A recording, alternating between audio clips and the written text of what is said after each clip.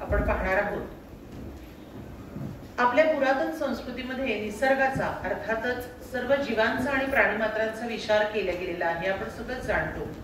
परंतु औद्योगिक प्रगतीनंतर हा तोल थोडासा ढळू लागलेला आहे. हवा असू देत, पाणी, जमीन, शेती, एकूणच सगळ्या पर्यावरणावर खूप मोठ्या प्रमाणावर या औद्योगिक क्रांतीमुळे परिणाम झालेला आपल्याला दिसतो, जाणवतो. आणि या सगळं प्रगतीचा ध्यास घेत असताना आपण पर्यावरणाकडे, निसर्गाकडे थोडंसं दुर्लक्ष करतोय. आणि या निसर्गाकडे लक्ष देणं, पर्यावरणाचा तोल पूर्ववत करणं ही काळाची गरज आहे. आणि याच विचारातून आपली शाळा अनेक वर्ष म्हणजे 2015 पासून rain water harvesting, solar energy, biogas यांसारख्या यंत्रणा आपल्या शाळेने सुरू केलेल्या आहेत. त्याचबरोबर कचरा वर्गीकरण असो, वेस्ट सेग्रिगेशन म्हणजे त्याला म्हटलं जातं, कंपोस्टिंग असो, बियांपासून झाड तयार करणं, याशिवाय मासिक प्लास्टिक संकलन यांसारखे उपक्रम आपल्या विद्यालयामध्ये सतत सुरू आहेत. आणि गेली अनेक वर्ष या सगळ्या उपक्रमामध्ये शाळा आपली अग्रेसर आहे. पण हे सगळं झालं संस्थेच्या पातळीवर. एवढ्यावर आपल्याला थांबवून मुळीच चालणार नाही. मुलांमध्ये सुद्धा निसर्गाचं भान, पर्यावरणाविषयी जाणीव जागृती असावी हा विचार मनाशी घेऊन काही पालक आणि शिक्षक यांनी स्वतःहून प्रशिक्षण घेऊन निसर्ग शाळा हा उपक्रम आपल्या विद्यालयात यंदाच्या वर्षी इयत्ता 7वी साठी सुरू केलेला आहे. आणि हे सगळं घरापर्यंत निश्चितच पोहोचलेलं आहे. काही सोसायटी पातळीवर प्रातिनिधिक स्वरूपातही काम सुरू झालेलं विद्यार्थ्यांमार्फत आम्हाला कळत आहे. यासाठी प्रशिक्षक म्हणून अनेक पालकांचा सहभाग आहे. यातील सौ राजश्रीताई ओझरडे या आपल्या माजी पालक आहेत. त्यांनी प्रशिक्षक म्हणून यंदाच्या वर्षी आपल्या इयत्ता 7वी साठी खूप महत्वाची जबाबदारी स्वीकारलेली आहे. मी राजश्रीताईंना विनंती करते की त्यांनी व्यासपीठावर यावे आणि पुढील सूत्र स्वीकारावीत आणि निसर्ग शाळेविषयी पालकांशी संवाद साधावा. आल्यात का राजश्रीताई? सुरुवातीला आपण निसर्ग शाळेसंबंधीचा एक व्हिडिओ बघू आणि त्यानंतर राजश्रीताई बोलायला सुरुवात करतील. आम्ही आकाश बघू, आम्ही झाड बघू, आम्ही पक्षी बघू, आम्ही पाऊस बघू,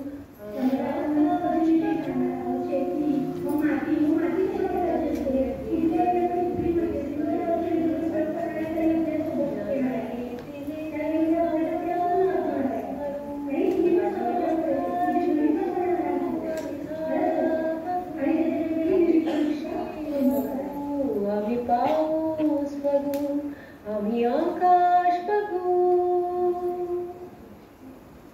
तो देतो अन्न देतच राहतो, तो देतो अन्न देतच राहतो, देणारा तो आमचा गुरु. आम्ही आकाश बघू, आम्ही झाड बघू, आम्ही पक्षी बघू, आम्ही पाऊस बघू, आम्ही आकाश बघू. हे नाही ते नाही म्हणणार नाही, हे नाही ते नाही म्हणणार नाही, दुःखावरही प्रेमच करू. आम्ही आकाश बघू, आम्ही झाड बघू, आम्ही पक्षी बघू, आम्ही पाऊस बघू, आम्ही आकाश बघू. आम्ही आकाश बघू, आम्ही झाड बघू, आम्ही पक्षी बघू, आम्ही पाऊस बघू, आम्ही आकाश बघू. हे रंग, हे गंध, हे स्पर्श, आनंद ज्याने दिले आम्ही त्याला स्मरू. आम्ही आकाश बघू, आम्ही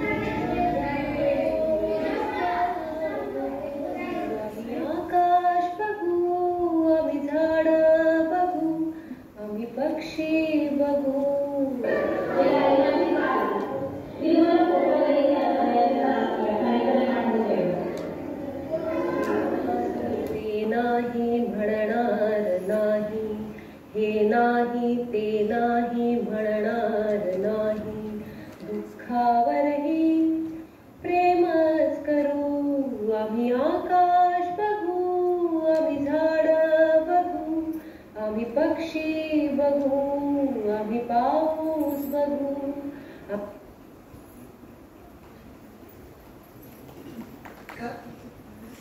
आपल्यातले बरेच जण ओळखत असतील, मी राजश्री ओझरडे, माजी पालक आणि पालक महासंघ माध्यमातून ज्ञानप्रबोधिनीची कार्यकर्ता म्हणून आता सध्या काम बघते.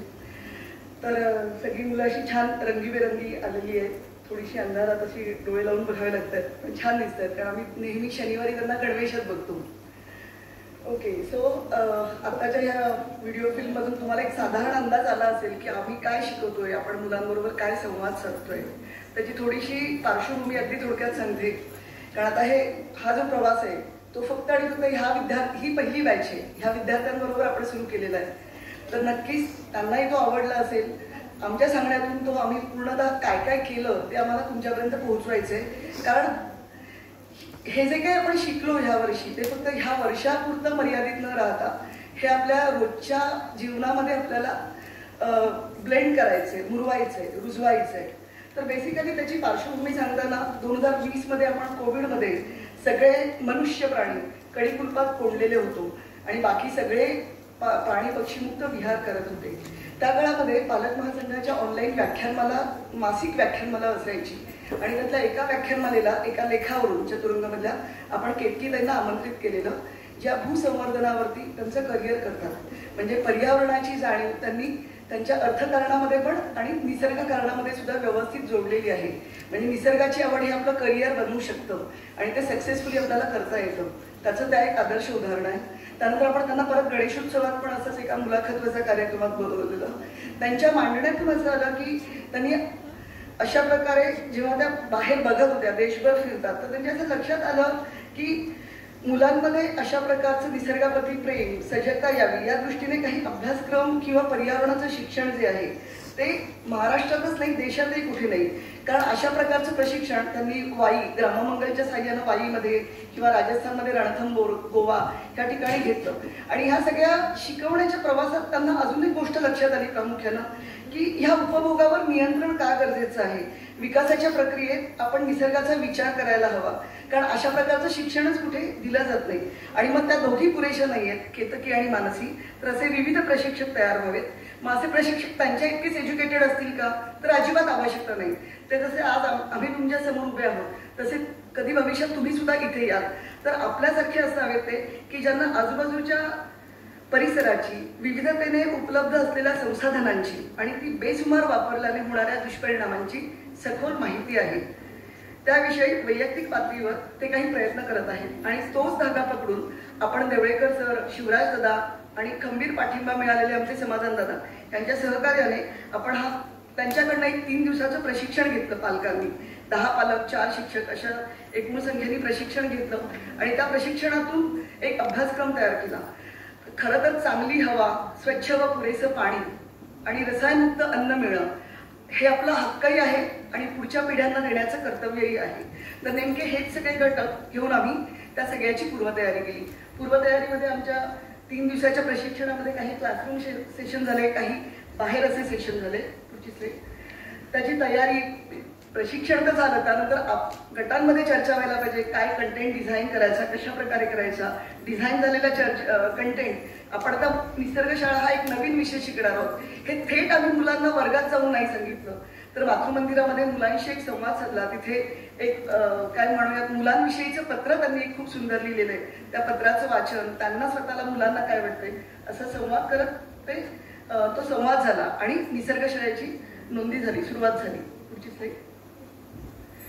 हे पद्य साधारण त्या व्हिडिओमध्ये 3 वेळा म्हटलेलं आहे. त्या ज्या प्रशिक्षक आहेत केतकीताई, त्यांनीच ते म्हटलेलं आहे विदाऊट एनी म्युझिक, अगदीच निसर्गा इतकं प्युअर.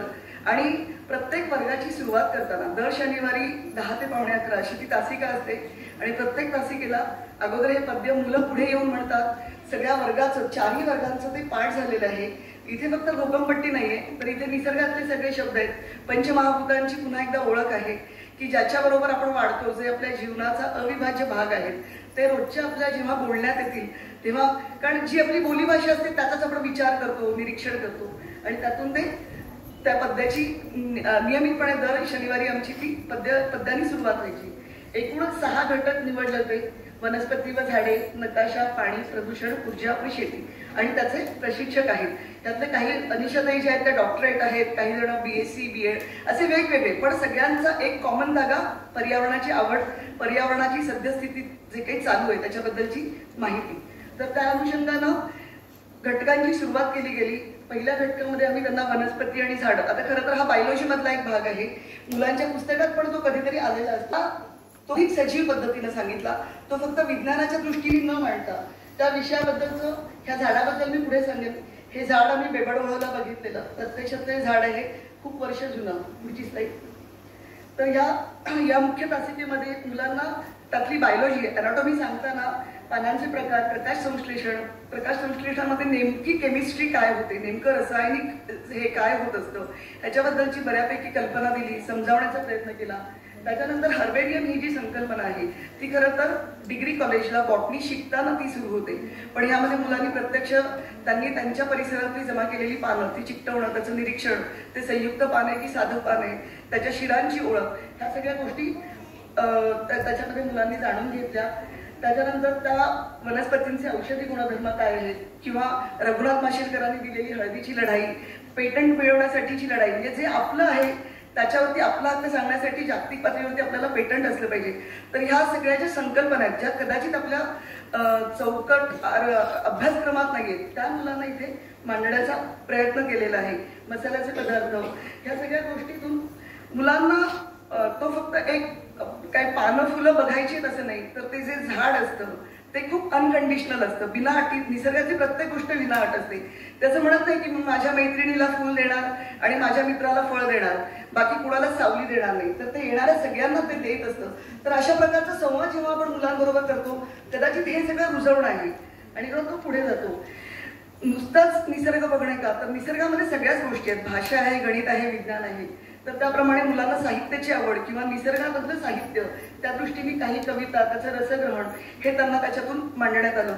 मुलांना काही कविता त्या अनुषंगाने शोधा असे त्या वेळेला होमवर्क दिलेले आहेत. पुढची स्लाईड. त्यानंतर त्याच्या आपल्या परिसरामध्ये 26 प्रकारचे वृक्ष आहेत. शाळेच्या मैदानात असे असंख्य वृक्ष आहेत. तर त्या वृक्षांची ओळख, नेमका त्याच्यातलं जे काही सखोल माहिती आहे ती उमेश वाघेला, जे आपल्याकडे येतच असतात नेहमी पक्षी निरीक्षण आणि ह्यासाठी, तर त्यांना आपण आमंत्रित केलेलं.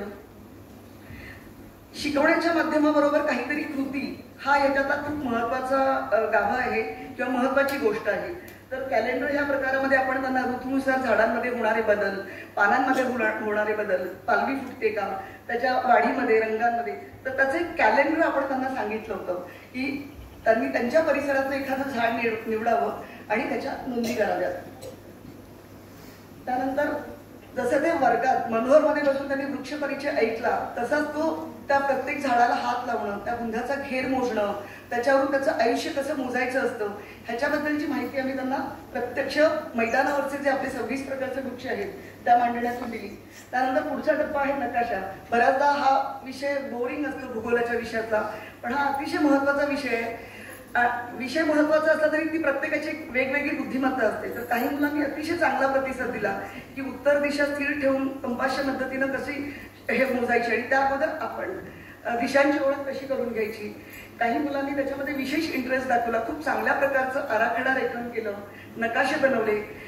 तर आपल्या मुलांमधली ही जी काही विशेष आवड आहे ह्या निमित्तानं होणारी, ही खरं तर पालकांनी टिपणं हे याच्यातून अपेक्षित आहे. सायमल्टेनियसली अगदी 2 शहरांमधलं अंतर हे धाग्याच्या मदतीनं प्रपोर्शन मध्ये कसं मोजायचं, ह्याला तर मुलांनी म्हणजे प्रत्येक गोष्ट जेव्हा कृतीतून करतो तर मुलांचा खूप चांगला प्रतिसाद असतो. मुलं 100% इन्व्हॉल्व असतात.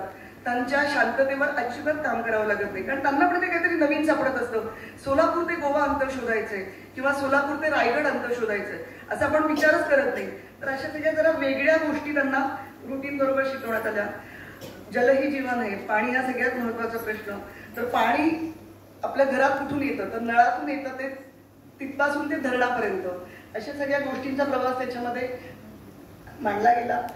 रोजच्या जीवनामध्ये आपण पाणी पेलाभर घ्यायचं की अर्धा, जेवढं लागतंय तेवढंच घ्यायचंय ह्याच्याबद्दलची एक साधक बाधक चर्चा झाली. मग ते आंघोळीचं पाणी असू दे, रोजच्या वापरातलं पाणी असू दे त्याचं निरीक्षण करा, त्याचं मोजमाप करा असं आव्हान आपण मुलांना केलं. त्याबरोबरच परत मी म्हटलं तसं कृती, इथे सुद्धा आपण मुलांना पर्जन्यमापक बनवायला सांगितलेलं की आपला पाऊस कसा मोजायचा त्याची बऱ्याचदा उत्सुकता असते, कधी पडतात कधी पडत नाहीत प्रश्न. तर त्याच्यामध्ये काही मुलांनी आम्हाला छान पर्जन्यमापक त्याचे बनवून दाखवलेले. पुढच्या टप्प्यामध्ये आम्ही आलो होतो गणेशोत्सवावरती चर्चा झाली, कसा साजरा करूया, घरी कसा तो पर्यावरण असेल किंवा प्रदूषणमुक्त असेल.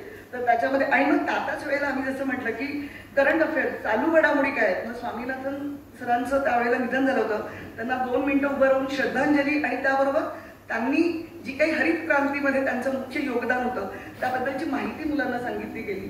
त्यानंतर असेच पाण्याशी निगडीत मग पर्जन्य छायेचे प्रदेश असतील किंवा भूजलसाठा, आता काय ग्राउंड वॉटर लेवलची काय परिस्थिती आहे त्याबद्दलची मांडणी केली गेली. प्रत्यक्ष पाण्यामध्ये काम करणाऱ्या संस्था आहेत, पाणी फाउंडेशन असेल, शिरपूर पॅटर्न असेल किंवा हिवरे बाजार असेल, तर त्या सगळ्या संस्थांबद्दल त्या कशा काम करतात, त्यांनी दुष्काळावरती कसे मात केलेली आहे त्याच्याबद्दलची काही उदाहरणं, केस स्टडीज काइंड ऑफ, तर आपण ते मुलांशी संवाद साधला. त्यानंतर नेमकं जसं आपण उमेश वाघेलांचा वृक्ष परिचय बघितलं तसं परत आपण बाहेरचे वक्ते बोलवले होते. उपेंद्र दादा हे सेंट्रल गव्हर्नमेंटमध्ये जॉब करतात आणि जलव्यवस्थापन, एकूणच पाण्याचं व्यवस्थापन कसं केलं जातं कॉर्पोरेशन किंवा शहर स्तरावरती, आत्ताची सद्यस्थिती काय आहे, बोरवेलच्या माध्यमातून पाण्याचा उपसा जो आहे तो गेल्या 100-200 वर्षातला पाण्याचा उपसा आपण जवळपास संपूर्णच टाकलेला आहे. त्याची काही ज्वलंत उदाहरणं आपण त्यांना सांगितली. म्हणजे आत्ताच तुम्हाला माहिती असेल गेल्या 2-3 आठवड्यात बँगलोर सारख्या मेट्रो सिटीमध्ये काय भयानक प्रश्न येत आहेत. त्याच्याबद्दल एकच वाक्य सांगते, म्हणजे हा प्रॉब्लेम खरं तर व्यक्तींचा नाहीये, पर्यावरणाची साक्षरताच नाहीये. म्हणजे आपण अजून खोल जातो, ते बोरवेल कसं पाणी लागत नाही, आपल्याकडे तर सॉलिड टेक्नॉलॉजी आहे, पण जर तुमच्या लक्षातच येत असेल की जर 500-600 फुटावरती पाणी लागत नाही तर 1800 फुटांवरती जाऊन सुद्धा पाणी लागत नाही. आणि सरकार म्हणतं की आम्ही सबसिडी देतो, तुम्ही अजून खणलं तर क्षारयुक्त पाणी लागणार आहे की ज्याचा परिणाम आपल्या शरीरावरतीच पुन्हा रिव्हर्स होणार आहे. जी काही आपण निसर्गाची हानी करतो त्याचे पुन्हा तो बाउन्स बॅक होऊन फक्त आणि फक्त मनुष्य प्राण्यावरती होणार आहे, बाकीचे प्राणी तगून निघतील. पुढच्या टप्प्यामध्ये ह्याचंच पुढचं एक्सटेन्शन म्हणजे प्रदूषण हा महत्वाचा विषय. प्रदूषणामध्ये आम्ही त्यांना काही महत्वाचे प्रकार सांगितले. हवेच्या प्रदूषणामध्ये बऱ्याचदा आपल्याला फक्त खूप धूळ आहे, खूप धूर आहे, पण याचे नेमके आपल्या हृदयावरती किंवा त्या फुफ्फुसांवरती छान प्रयोग होत असतात. आज दिल्लीसारख्या शहरामध्ये त्या दिवाळीच्या दरम्यान किंवा नंतर 300 एवढं प्रदूषण होतं. आयडियल ते 50 असलं पाहिजे. 50 आणि 300 याच्यातला फरक बघा. आणि आता आपणही पिंपरी चिंचवड सुद्धा 250च्या आसपास चाललेलो आहे. तर एअर क्वालिटी इंडेक्स याच्याबद्दल माहिती सांगितली. पुढच्या हवेच्या प्रदूषणातून काय म्हणूयात की आपण सॉलिड प्रदूषणामध्ये म्हणजे ह्या कचऱ्याचे ढीग जे त्याच्यातला मेजर रोल हा सिव्हिलियन्स म्हणजे आपल्या नागरिकांचा असतो. आपल्या घरातला जो ओला कचरा आहे तो आपण साधारण 60% ओला कचरा जो आहे तो आपल्याकडनंच होत असतो तयार. त्याच्यामध्ये एकच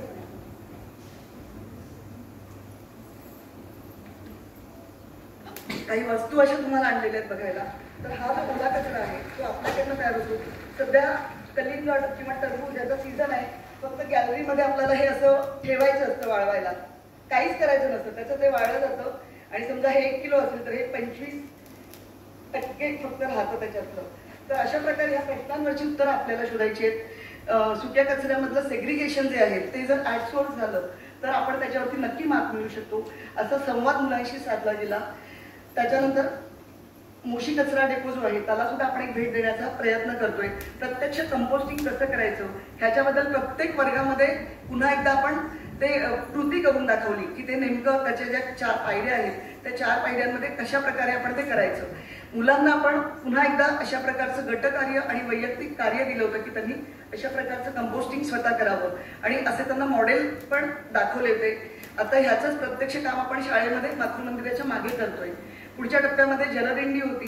जलदिंडीमध्ये मुलांनी प्रत्यक्ष अतिशय स्वच्छ नितळ वाहणारी नदी ते त्या नदीजवळ आपण जाऊही नये, नको ते आपल्याला काही इथपर्यंतचा सगळा प्रवास त्यांनी बघितला. एका ठिकाणी ह्या वर्गातली खूप जास्त मुलं होती, नक्कीच तुमच्यापर्यंत त्या सगळ्या गोष्टींची सहलीची माहिती मिळाली असेल असं मला वाटतंय. मुलांनी तिथे एक काय नाटक पण सादर केलं, पथनाट्य. नदी कशी घाण होते, नदी कशी स्वच्छ होते आणि कशी घाण होते त्याचा प्रवास इथे आहे. ते प्लास्टिक जे उचललेले आहे त्या प्लास्टिकचं मॅन्युफॅक्चरिंग कसं होतं ते आपण खालच्या स्लाइडमध्ये मुलांना काही वर्गांमध्ये दाखवलं. पुढच्या टप्प्यामध्ये अशाच प्रकारे आपण आपल्याकडनं जसा ओला कचऱ्यामुळे 60% डम्पिंग ग्राउंड भरतायत, तसेच आता आपल्याकडे इझी अवेलेबल असलेलं instant single use plastic, single use cups, single use carry bags ते असंच फेकल्यामुळे इतके मोठे डोंगर एका माणसाकडनं उभे राहू शकतात. अशा प्रकारचे 4 डोंगर ह्या कपाचे एक व्यक्ती वर्षाला क्रिएट करतो. त्याची किंमत समजा 5 रुपये असेल, पण त्याच्या संसाधनांचा जो काही खर्च आहे, जमिनीतलं मायनिंग इंडस्ट्री, खाणकामातून तयार आणलेल्या गोष्टी ते इथपर्यंत तो त्या 5 रुपयाच्या कितीतरी अधिक पटीत आहे की जो पुन्हा रिकव्हर होणं अवघड आहे. तो पैशांच्या पलीकडचा आहे. आणि तो सगळा जो प्रवास आहे तो आम्ही पेनाचा प्रवास या माध्यमातून दाखवलं. बऱ्याचदा मुलं आपण पेन आणतो, त्या पेनाला लागणारं मेटल, त्याच्यातली शाई, त्याची रिफिल, ह्या सगळ्या गोष्टी वेगवेगळ्या ठिकाणून आणलेल्या असतात. त्याची असेंब्ली होते आणि मग ते फायनल प्रोडक्ट आपल्याला हव्या असलेल्या किमतीत मार्केटमध्ये मिळतं. असं म्हटलं जातं की एका मधल्या टप्प्यामध्ये म्हणजे सुरुवात जेव्हा झाली इंडस्ट्रीची तर ती खूप चांगल्या टिकाऊ वस्तूंनी झाली. पण मग बिझनेस वाढवायचा आहे, अर्थकारणं सुरू झाली युरोपातून आणि पश्चिमी देशातून आणि मग त्यातून ह्या गोष्टींकडे जास्त वळलं गेलं आणि मग यूज अँड थ्रोच्या वस्तू, कमी किमतीच्या वस्तू. तर मुलांना असंही सांगितलं गेलं की जास्त काळ टिकणारी, थोडीशी महाग असेल, जी आपल्याला परवडू शकते, अशा गोष्टींचा आपण विचार करूया. आणि हा संवाद त्यांनी साधला असेल. शेवट पुढच्या टप्प्यामध्ये आहे ह्या सगळ्यासाठी लागणारी एनर्जी, अर्थात ऊर्जा. अर्थात आता ही ऊर्जा किती वापरायची, कशी वापरायची हे आपण ज्या काही वस्तू वापरतो त्यावरच अवलंबून असतं. पण त्या ऊर्जेचे प्रकार, ऊर्जेचे स्त्रोत, ऊर्जांचे फायदे, आता आलेल्या इलेक्ट्रिक व्हेकल्स त्याचे फायदे तोटे, म्हणजे पेट्रोल जाळलं जात नाही म्हणजे खरंच ते प्रदूषण फ्री आहे का, मुक्त आहे का, अशावरती सखोल चर्चा मुलांशी केली गेली. त्यानंतर त्याचबरोबर काही गोष्टी खरंच सस्टेनेबल होऊ शकतात, स्वयंपूर्ण ऊर्जा गाव होऊ शकतं, अशा प्रकारची काही मांडणी केली. त्याच्यातलं एक उत्तम उदाहरण म्हणजे इथेनॉलद्वारे होणारी शेती, ज्याच्यातून सर्क्युलर इकॉनॉमी रन होऊ शकते. जर शेतकऱ्याला त्याच्या उत्पन्नाचं काही ठोस मिळालं डेव्हलपमेंट तर सगळं सर्कलच म्हणजे ग्रामीण ते शहर असे सगळेजणच स्वावलंबी होऊ शकतात किंवा सुखी होऊ शकतात. अन्नाचं सध्याचं तरी माध्यम जे आहे ते शेती आहे. आपलेच पालक कुमारदादा भवर जे प्रशिक्षणातही होते त्यांनी हे सत्र घेतलं. त्या सत्रामध्ये अगदी पारंपरिक शेती म्हणजे बैल जोडीपासून ते आत्ताची आधुनिक शेती, ड्रोनद्वारे केली जाणारी कीटकनाशक फवारणी, हँगिंग वॉल्स किंवा वॉल गार्डनद्वारे केली जाणारी फळभाज्यांची, पालेभाज्यांची शेती, ह्या सगळ्या गोष्टी मुलांना खूप अवाक होऊन मुलं बघत होती. आणि असं पण काही काही भारी आहे. काही मुलांना त्यातलं काही माहितीही होतं, म्हणजे काही जणांना. तर आम्हालाही अशा काही गोष्टी विशेष वाटल्या की मुलांकडे बऱ्याचदा काही मुलांकडे त्या गोष्टी असतात पण संवादाचा पूल नसतो, संवादाची माध्यमं नसतात. तर ह्या निमित्तानं त्या सगळ्या गोष्टी झाल्या. राहीबाईंचं एक लेख वाचन केलं होतं पेपरमधलं. त्यांनी इतकं ते अंतर्मुख करणारं होतं की मी देशी वडांची जपणूक करते पण तुम्ही सुद्धा असं केलं पाहिजे, नाहीतर मग आपल्या पुढच्या पिढ्यांना ते खूप त्रासदायक होणार आहे. कारण तिचा नातू जेव्हा आजारी पडायला लागला राहीबाईचा, तेव्हा तिने आवर्जून पुन्हा का असा ती विचार करायला लागली आणि त्या का मधून तिला ती उत्तरं सापडली आणि ती पद्मश्रीपर्यंत त्या गेल्या. अशाच प्रकारे डोडो पक्षाची कथा म्हणजे जो पक्षी 100 वर्षापूर्वी ज्याची पूर्ण संपलेला होता तो, त्या पक्षाचे जे रिफ्लेक्शन्स आहेत अन्न साखळीवरती होणारे ते त्या गोष्टीमध्ये होत्या. म्हणजे त्याच्या माध्यमातून काही ठराविक झाडांची जी रुजवात व्हायची ती झाडं बंद झाली आणि त्या झाडांमुळे जे काही नुकसान झालं ते नंतर कळायला लागलं. आणि का नुकसान झालं, झाडांचं नुकसान हे दर्शनी स्वभावातलं दर्शनी कारण आहे, का झालं याचा शोध घेताना तो डोडो पक्षी. तर अशा प्रकारे अन्नसाखळीमध्ये होणारे प्रॉब्लेम्स हे सगळे एक घटक संपला की कसे होतात त्याच्याबद्दलच्या इतर काही उदाहरणं मुलांना विचारली, घरी काही शोधायला लावली त्यांना. शेवटच्या टप्प्यामध्ये होतो आम्ही, होळी आता जवळच येते आणि त्याबरोबरच मुलांना त्यातली इंडस्ट्री पण कळाली पाहिजे. तर नैसर्गिक रंग ही आपली खूप पुरातन उद्योग, आपल्याकडे तो मोठा उद्योग होता. त्यानंतर इंग्रज आणि आपल्याकडचे शाळाकरण ह्याच्यामध्ये आपण पुन्हा ते काही मागे जाऊ शकलो नाही भूतकाळामध्ये. तर त्याच्याबद्दल आवर्जून काम करणाऱ्या आपल्याच एक ज्या सोनलताई आहेत त्यांची बहीण आहे ही मिनल रेड्डीज, त्या टेक्स्टाईल डिझायनिंगमध्ये काम करतात आणि त्या 100% नैसर्गिक रंगांचा वापर करून हे सगळं काम करतात, त्याचे एक्झिबिशन्स भरवतात. मुलांना इतकी जादू वाटली की फुलांपासून रंग बनवू शकतात हे थोडंफार माहिती आहे, पण गंजलेल्या लोखंडाला वापरायचं असतं, बिटाला वापरायचं असतं, चिंच वापरायची असते, त्याच्यामध्ये जर मेण घातलं किंवा अजून काही तर ते तूप घातलं तर त्याचे परमनंट रंग होण्यास मदत होते. मग अशा प्रकारे मुलींना आपल्याला काय म्हणूयात कॉस्मेटिक्सची आवड असते, तर त्याच्यामधून मुलींना किंवा सगळ्यांनाच बेसिकली लिपस्टिक किंवा काजळ कसं बनवायचं त्याच्या काही मेथड्स दिल्या होत्या आणि घरी ते बनवा याबद्दल त्यांना सांगितलं होतं. तर आणि सगळ्यात महत्त्वाचं हे तर अजून एक शेवटचा भाग की ह्याच्या बदल्यात नैसर्गिक रंगाच्या बदल्यात जी डाईंग इंडस्ट्री तयार झालेली आहे ती पूर्णतः पॉलिमर्सची आहे, ती सगळ्या रसायनांनी बनलेली आहे ज्याचे घातक परिणाम पुन्हा आपल्यावरती होत आहेत. त्यातलाच भाग टी शर्ट्सवरती छान छान रंग असतात, पण एक टी शर्ट बनवायला 3000 लिटर पाणी जातं. तर मुलंच अवाक झाली पुन्हा की अरे आपण खरंच इतके टी शर्ट्स घेतले पाहिजेत का, असे प्रश्न त्यांच्या चेहऱ्यावर दिसले. तर एकूणच हा सगळा जो प्रवास होता हा संवादाचा होता. मुलांनी तुमच्या बरोबर येऊन पण हा संवाद साधला असेल. निसर्गाची जी काही ओळख आहे किंवा बघणं आहे ते डोळे उघडून बघा गड्यांनो, जे घडते ते असेच का, ह्या माध्यमातून त्यांना केमिस्ट्री, बायोलॉजी आणि जिओग्राफी असं सगळं शिकवलं गेलं. धन्यवाद. नियमित सुरू केले आणि गणेशोत्सवामध्ये सर आले सोसायटीत प्लास्टिक संकलन जागृतीबद्दल बोलायला. तर तेव्हा फार उपस्थिती कमी दिसली आम्हाला लोकांची, म्हणून आम्ही एक छोटा प्रयत्न केला की घरोघरी जाऊन त्यांना सांगायचं. त्याप्रमाणे आम्ही घरोघरी जाऊन प्लास्टिक संकलनासाठी प्रेरणा दिली लोकांना. त्याच्यामध्ये आम्हाला रिझल्टही खूप छान मिळाले. 450 जवळजवळ 450 किलो जवळजवळ आमचं प्लास्टिक आतापर्यंत आम्ही दिलेलं आहे 6 महिन्यामध्ये सागर मित्र संस्थेला. तर याच्यामध्ये निसर्ग शाळेचे आणि शाळेचे मी फार आभार मानते की शाळेने आम्हाला हा तास उपलब्ध करून दिला आणि निसर्ग शाळेच्याही सर्व शिक्षकांचे मी मनापासून आभार मानते. धन्यवाद. छान. नंदिनीने स्वतः बरोबरच शाळेच्या उपक्रमामध्ये आपल्या सोसायटीतल्या सदस्यांचाही सहभाग करून घेतला. खूप छान नंदिनी. यानंतर आपण आर्या मानेचं मनोगत ऐकूया. नमस्कार, माझं नाव आर्या माने. निसर्ग शाळा आम्ही जून महिन्यापासून शिकत आहोत. काही कृती, काही अभ्यास करून आम्ही निसर्ग शाळा शिकलो. आमच्या शिक्षिका सायलीताई यांमुळे आम्ही आमच्या स्वतःमध्येच नाही तर आमच्या सोसायटीमध्ये देखील बदल घडविला. आम्ही आमच्या सोसायटीमध्ये प्लास्टिक संकलन करण्याचा निश्चय केलाय आणि आम्ही अजून विचार करतोय की दुधाच्या पिशव्या आणि ज्या साध्या पिशव्या असतात त्यांचे संकलन करून आम्ही त्याच्यामध्ये छोटी छोटी वेगवेगळ्या प्रकारची रोपे लावून आम्ही सुका व ओला कचरा याचे वर्गीकरण करून टाकण्याचे संकल्प केलाय. सुका कचरा आम्ही घंटागाडीमध्ये टाकतो आणि ओला कचऱ्यासाठी आम्ही खाली आमच्या सोसायटीच्या एक लिंबाचे झाड लावले आणि त्याच्या शेजारी आम्ही कंपोस्ट खत करतोय आणि ते थोडं थोडं कंपोस्ट खत आम्ही त्या झाडाला दरवेळी टाकत असतो. हा बदल आम्ही निसर्ग शाळेमुळे करू शकलो. त्यामुळे आमच्या निसर्ग शाळेच्या सर्व शिक्षकांचे मी आभार मानते. ह्या वर्षी निसर्ग शाळेमुळे खरोखर आम्ही निसर्गामध्ये निसर्गाशी मैत्री करू शकलो. धन्यवाद. नमस्कार, माझं नाव मानस प्रसाद खरे आहे. 7वीत निसर्ग शाळा उपक्रम आम्हाला नव्यानेच शिकायला मिळाला. त्याच्यात आम्ही खूप उपक्रम केले, जसं नकाशा वाचन, कंपोस्ट करणं, अनेक उपक्रम आम्ही केलेले. तर मग एकदा असंच पाण्याविषयी सर सांगत होते.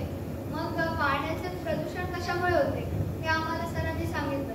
त्याच्यात टूथपेस्टचं नाव आहे हे ऐकून मला फार नवल वाटलं आणि मग मी ठरवलं की आपण दंतमंथन करायला पाहिजे.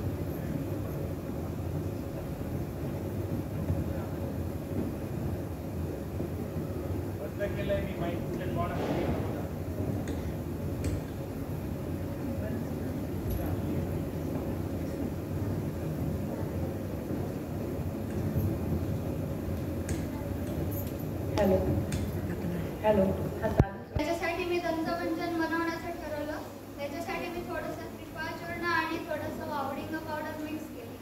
पहिल्यांदा दंतमंजन वापरताना ते कडू लागायचं, पण नंतर जशी जशी सवय झाली तसं तसं ते चांगलं वाटलं.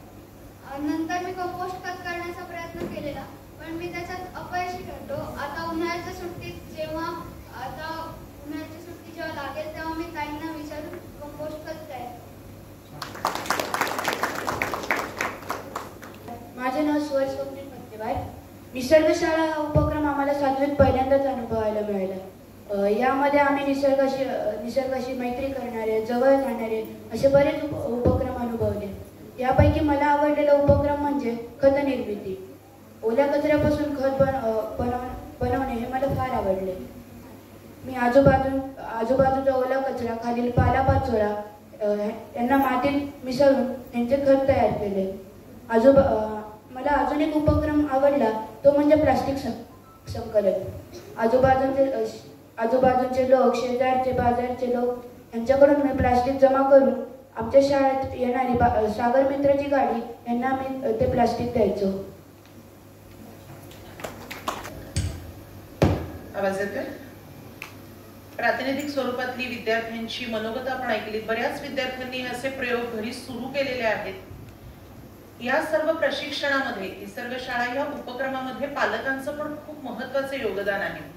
पालक आणि शिक्षक या दोघांच्या समन्वयातून हा उपक्रम इयत्ता 7वी साठी यंदाच्या वर्षी आपण सुरू केलेला आहे. याच आपल्या प्रशिक्षिका ज्यांनी आज आता आपल्या समोर या सर्व उपक्रमांचा लेखाजोखा सादर केला त्या सौ राजश्रीताई ओझरडे ज्या आपल्या माजी पालक आहेत त्यांचा सत्कार आपण या प्रसंगी करणार आहोत.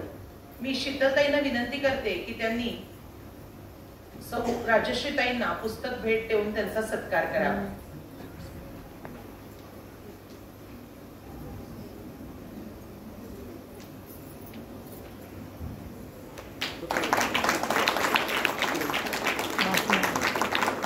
या निसर्ग शाळेविषयी पालकांना काही अनुभव कथन करायचं असेल, आपलं मनोगत व्यक्त करायचं असेल उत्स्फूर्तपणे, तर प्रातिनिधिक स्वरूपात आपणामधून सादर करीत आहे शिवराय गौरव गाथा. छत्रपती शिवराय हे नाव जरी उच्चारलं तरी नसा नसात एक वेगळी स्फूर्ती, वेगळा उत्साह वीरश्री संचारते. आणि आता इथून पुढचा खूप वेळ आपण हेच ऐकणार आहोत, बघणार आहोत शिवरायांची गौरव गाथा. या कार्यक्रमाची सुरुवात आपण गौरव गीतानं करणार आहोत. शिवरायांचं गुणवर्णन करणारं हे गौरव गीत आता आपल्या समोर विद्यार्थी सादर करतायत. छत्रपती शिवरायांचा त्रिवार जय जयकार. छत्रपती शिवरायांचा त्रिवार जय जयकार. त्रिवार जय जयकार. छत्रपती शिवरायांचा, छत्रपती शिवरायांचा त्रिवार जय जयकार. त्रिवार जय जयकार.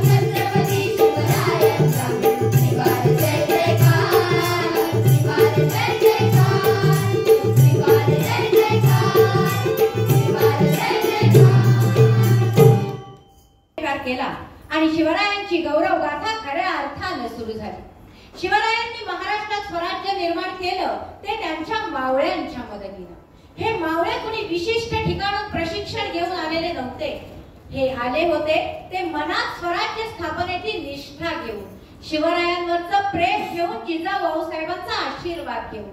जिजाऊ साहेबांना जसा शिवबा तसे इतर मावळे, कधी त्यांनी दुजाभाव केला नाही। त्यामुळे प्रत्येक मावळा जीवाची पर्वा न करता प्राणपणाने लढला आणि निर्माण झालं महाराष्ट्रात स्वराज्य। दरी खोऱ्यात डोंगर दऱ्यात राहणारे हे मावळे, आंबीगड्या डोंगरचे राहणार, चाकर शिवबाचे होणार, असं म्हणत शिवरायांच्या मदतीला आले आणि महाराष्ट्रात स्वराज्य निर्माण झालं। हे गीत आपण त्यांना शिकवलं, त्याची तयारीही करून घेतली आणि नंतर या आमच्या उत्साही मुली पुढे आल्या आणि त्यांनी सांगितलं आम्ही यावर नृत्य पण करणार बरं का। आपण करतो म्हणाल्यात ना, मग करू देत ना। त्यांनी स्वतः बसवलं आणि फक्त मला दाखवलं हे चालेल ना। आमच्या प्रतीक्षाताईंनी थोडासा नंतर वरून हात फिरवला आणि त्याची जी उत्तम कलाकृती तयार झालीये ती आता तुमच्या समोर सादर होतीये। आंबीगड्या डोंगरचे राहणार।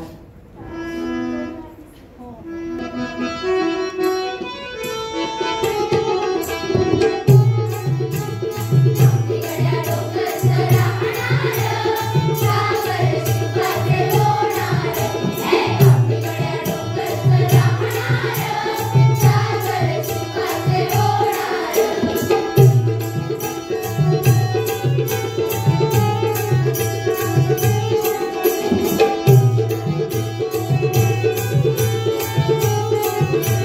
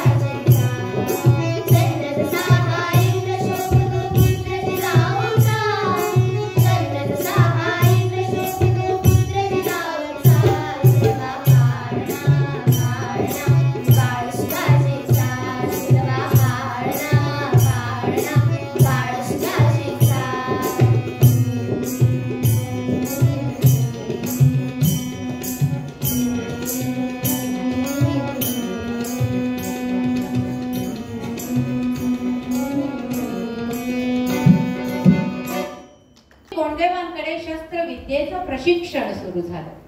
आणि याच बरोबर आऊसाहेब शिवबाला घरात संस्कारांचे पाठ शिकवत होते. कितीही प्रशिक्षण मिळालं तरी संस्कार हे जास्त महत्वाचे ठरतात हे आपल्याला शिवचरित्र निश्चित शिकवतं. म्हणूनच आपण संस्कारांवर विशेष भर देतो. यानंतर जो पोवाडा आपल्या समोर सादर होणार आहे, याच पोवाड्याला आपल्याला राज्यस्तरीय प्रथम क्रमांकाचं पारितोषिक मिळालेलं आहे. या पोवाड्यात शिवरायांच्या आयुष्यातील ठळक 5 प्रसंगाचं वर्णन तर आहेच, पण याखेरीज त्यांचे विविध गुण जे शतांशानं आपण घेतले तरी जीवन सार्थकी लागू शकतं अशा गुणांचं वर्णन आहे.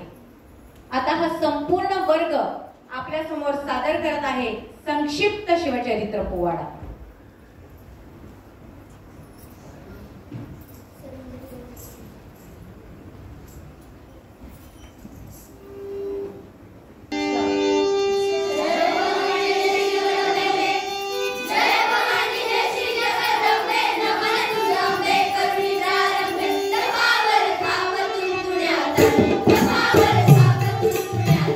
जय राम महाराज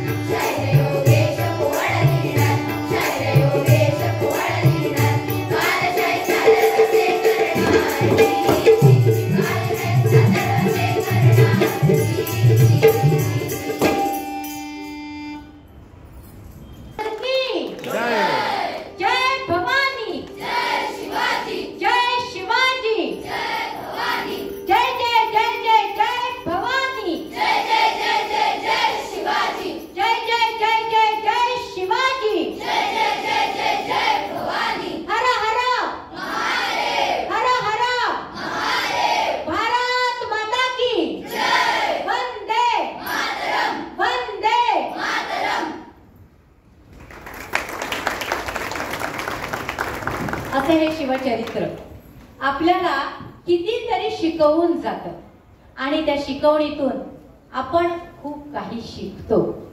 आपल्याला खरंच खूप मोठी परंपरा लाभलेली आहे. त्या परंपरेचं आचरण तर आपण करायला हवंच, पण ते आचरण करण्यासाठी आधी ही परंपरा जाणून तरी घेऊयात. खरोखरच सगळीकडे नुसत्या केवळ आपल्या भारत देशातच नव्हे तर जगात देखील आपली छाप उमटवणारा आपला महाराष्ट्र. या महाराष्ट्राची परंपरा ऐकूया पुढच्या गीतातून. शौर्याची तव परंपरा महाराष्ट्रा वळून बघ जरा.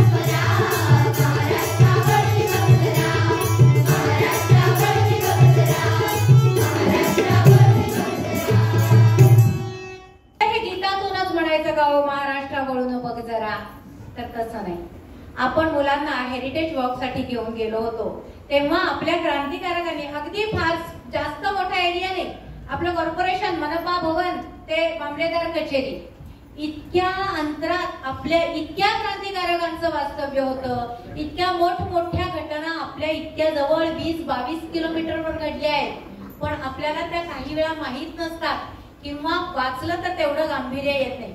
पण या जागी घडलं बरं का. असं ऐकलं की मुलं सुन्न होतात. मामलेदार कचेरी जेव्हा आम्ही गेलो होतो तेव्हा त्याच्या मागेच उमाजींना ज्या विहिरीत म्हणजे त्यांचा मृतदेह ज्या विहिरीत होता तो तिथून काढून झाडाला 3 दिवस लटकत ठेवला. ते झाड मुलांनी बघितलं की दहशत बसावी म्हणून इथे लटकवला होता. म्हणजे मुलं काही क्षण अशी गप्पच बसली. एका मुलीने धाडस केलं, नेऊन म्हणली खरंच काय या झाडाला लटकवला होता. म्हणजे इतकं मुलांना सुद्धा भरून आलं होतं की यामुळे यांच्यामुळे आज आपण आहोत. ही सगळी जी मज्जा वगैरे आपण करतोय की नाही या लोकांमुळे करतोय. की अवघ्या 20-22 वर्षाची ही मुलं आपल्यासाठी फासावर गेलेली आहेत. कालच मी स्वातंत्र्यवीर सावरकरचा प्रीमियर बघून आली आहे, त्यामुळे मला अगदी नंतर डोळ्यातनं पाणी येतं की काय खुदिराम बोस, अनंत गांधे, काय वय होतं या लोकांचं. या मुलांपेक्षा जेमतेम 4-5-6-7 वर्षांनी मोठी मुलं ती आपल्यासाठी गेले फासावर आणि हसत हसत वंदे मातरम वंदे मातरम असं म्हणत आपण किमान त्यांचं स्मरण तरी करू शकतो ना. आणि ते या निमित्तानं ते बीज या निमित्तानं रुजवायचं, जगवायचं, जागवायचं काम या विद्यार्थ्यांमध्ये आम्ही करतोय. आपल्या सर्वांची त्याला खूप साथ आहेच. त्यामुळे हे काम खरंच चांगल्या गतीनं पुढे सरकतंय असं वाटतंय. हे कोण म्हणणार की हे सगळं झालं झालं झालं, हे म्हणायला आम्हाला मर्द हवेत की मर्द मराठे. म्हणून आता हे पुढचं गीत हे विद्यार्थी सादर करतायत, मर्द आम्ही मराठे खरे.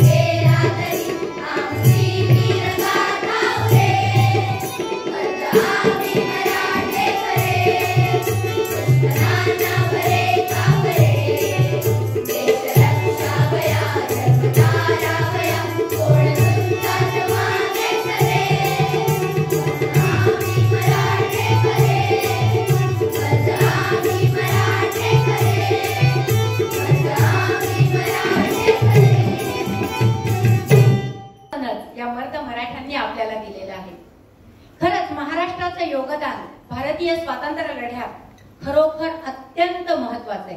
कारण आपण छत्रपती शिवरायांचा आदर्श डोळ्यासमोर ठेवून काम करतो ना. आज आपलं सैन्य सुद्धा म्हणजे प्रत्येक बटालियनचे जे असतात हे गट सगळीकडे उभे किंवा सैन्याला युद्धाला जाण्यासाठी सज्ज.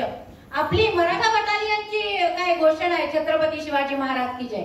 बाकीच्या रेजिमेंटच्या सगळ्या ज्या घोषणा आहेत त्या त्या धर्माच्या किंवा त्या प्रांतातल्या देवाच्या नावावरून त्या घोषणा आहेत.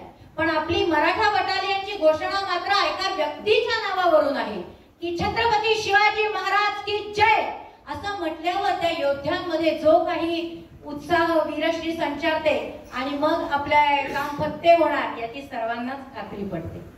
मगाच्या पोवाड्यात निवेदनात उल्लेख आला की हे शिवराज्याभिषेकाचं गौरवशाली 350वं वर्ष. येत्या 6 जून 2024 ला शिवराज्याभिषेकाला 350 वर्ष पूर्ण होत आहेत. याच गौरवशाली वर्षात एक सोन्याचा दिवस उगवला होता 22 जानेवारी 2024, रामलल्लाचं स्वगृही आगमन. आपण सगळ्यांनी तो दिवस उत्साहात साजरा केला. शिवराज्याभिषेक कसा झाला असेल, सगळ्यांना काय वाटलं असेल, ही पुनरावृत्ती त्याचा पुनर्प्रत्यय आपण सर्वांनी त्या दिवशी घेतला असेल. तो दिवस कसा असेल हे मनोमनी अनुभवलं. यांना शिवराज्याभिषेक पोवाडा पहिल्यांदाच शिकवला. म्हणजे आतापर्यंतच्या बॅचेसना आपण तानाजी किंवा अफजल खान असे पोवाडे शिकवत होतो. पण यंदाचं अभ्यास देश स्थितीचा समतोल चालू आपल्या प्रबोधिनीच्या प्रार्थनेत सांगितलंय. त्यामुळे आज काय चालू आहे समाजात, 350वं वर्ष आहे आपल्याला माहिती. हा पोवाडा यांना शिकवला. शब्द अवघड आहेत, शिकवला आणि सोडून दिला असं नव्हतेच करणार. 3 पर्याय त्यांच्या समोर ठेवले. पहिला पर्याय मी म्हणणार, हे कोरस देणार. दुसरा पर्याय निवडक गट येऊन म्हणणार. तिसरा पर्याय संपूर्ण वर्ग म्हणणार. या वर्गानं तिसरा पर्याय निवडला आणि संपूर्ण 7वी क चा वर्ग राज्याभिषेकाचा काहीसे अवघड शब्द असलेला पोवाडा आता आपल्या समोर सादर करणार आहेत. आपण मनोमन रायगडावर जाऊया आणि ते सगळं कसं झालं असेल हे मनानं अनुभवूया.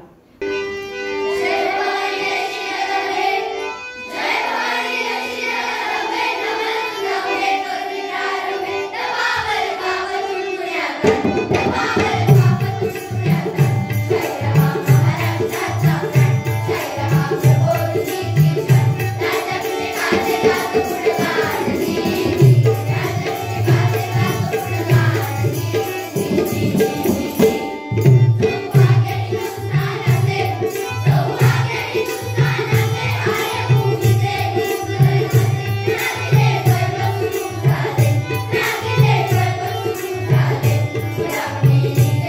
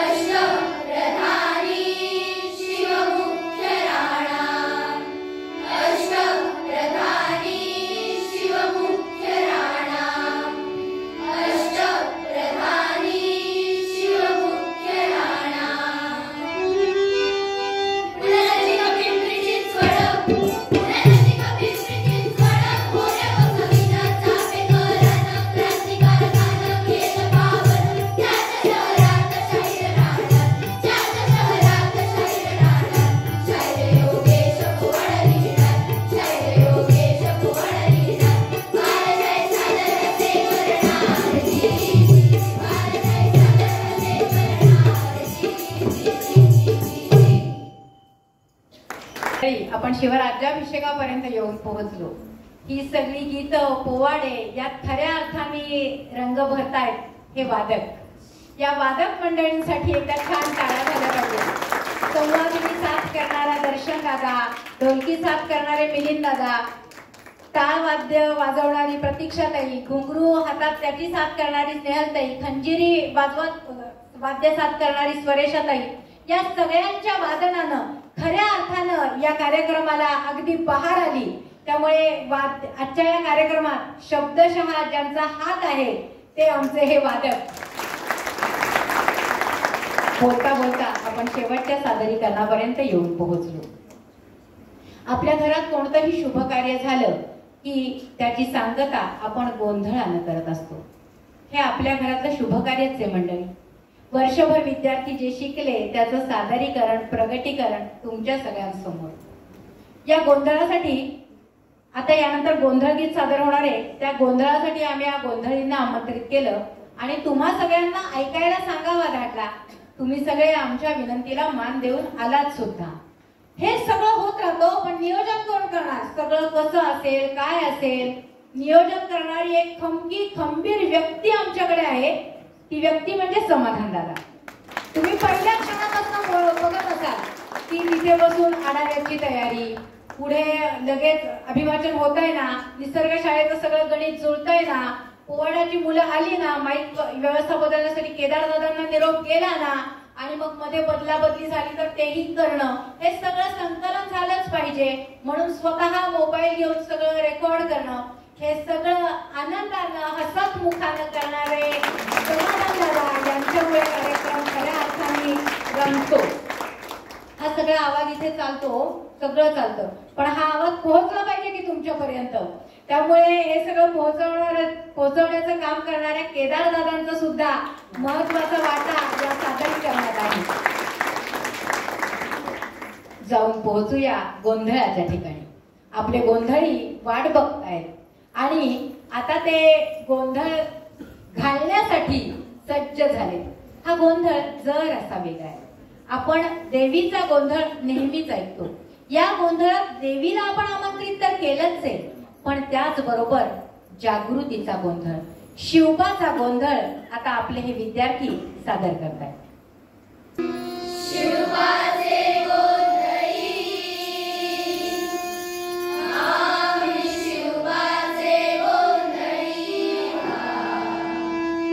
शिवबाचे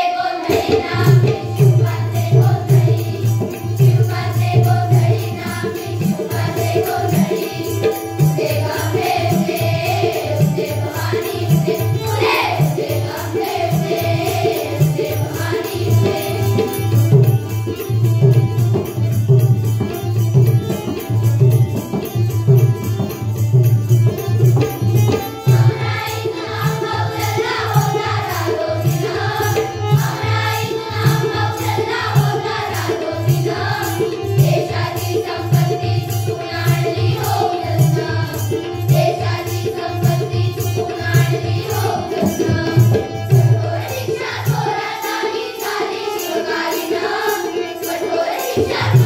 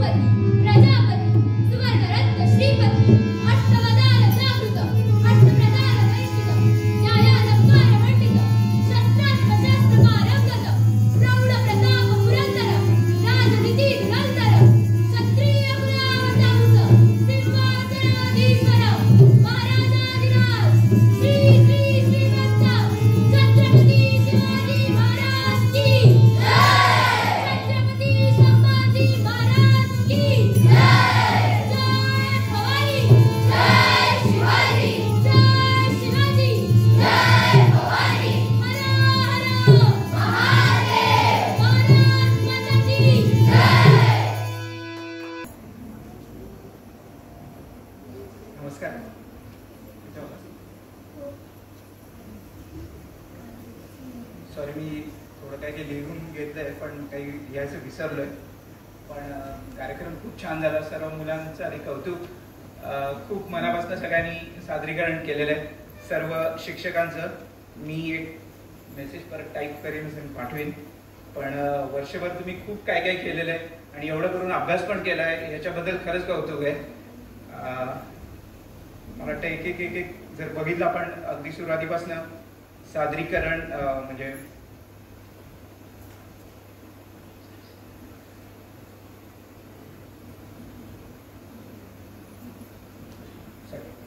कविता किंवा नाट्यछटा फार सुंदर सगळ्यांनी सादरीकरण केलं. निसर्ग शाळेबद्दल तर फारच म्हणजे माहिती नव्हतं एवढं काय काय तुम्ही केलेलं आहे वर्षभर. पोवाड्याबद्दल तर शब्दच नाही आहेत. शीतलताई फारच सुंदर, म्हणजे मुलांमध्ये एवढं उत्स्फूर्तता आणि त्यांनी एवढं म्हणजे जोमाने कसं काय सादरीकरण हे केलं ते ताई ज्या पद्धतीने सांगत होत्या त्या पद्धतीने म्हणजे लक्षात आलं की मुलांना एवढा उत्साह कसा काय आला. सगळेच पोवाडे म्हणजे त्यात काही हेच नाहीये. आणि ओव्हरऑल कार्यक्रम खूप छान झाला. आणि ताईने जसं सांगितलं मिलिंद दादा आणि बाकीचे दर्शन दादा आणि बाकीच्यांनी साथ जी दिलेली आहे त्याबद्दल खूपच चांगलं त्यांनी हे केलेलं होतं. तर एक प्रातिनिधिक म्हणून मी सगळ्यांतर्फे सर्व शिक्षकांचे आणि सगळ्यांचे आभार मानतो. खूप छान वर्षभर सगळ्यांनी मेहनत घेऊन आणि मुलांनी खरंच खूप चांगलं सादरीकरण केलं. थँक्यू. धन्यवाद. सगळ्यांना शाळेने यांना खूप छान शिकवलंय. वर्षभर जे उपक्रम झाले ते खूप सुंदर आहेत. मला खूप जास्त काही बोलता येत नाही पण हे सगळं बघून माझ्या पण डोळ्यात पाणी आलं. आणि सगळ्या बालशाहिरांनी जे सादर केलं म्हणजे खरंच जे शाहीर योगेश यांनी जे लिहिलेले पोवाडे ते खरंच आपल्या अंगावर काटा येत होते ऐकून. आणि मुलांनी ते सुंदर पद्धतीने सादर केले ते ऐकून मला खूप छान वाटलं. मला एवढं छान बोलायचं. आणि या सगळ्या म्हणजे सगळे पोवाडे ऐकून जे तोफांचे बार उडाले ते आपल्या शाळेचे नाव रोशन करतील.